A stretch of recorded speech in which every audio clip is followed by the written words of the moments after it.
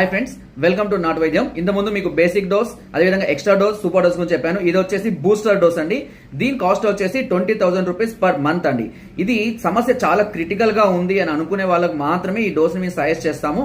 ఈ డోస్ లో స్వర్ణ బస్వాలు అదేవిధంగా హీరా బస్వాలను డబుల్ అంటే 2 మోతాదులో కలపడం జరుగుతుంది. దాని వల్లనే దీనికి కాస్ట్ అనేది ఉంటుంది. దాంతో పాటుగా 5 లేదా 6 రకాల మాత్రలను ఇవ్వడం జరుగుతుంది.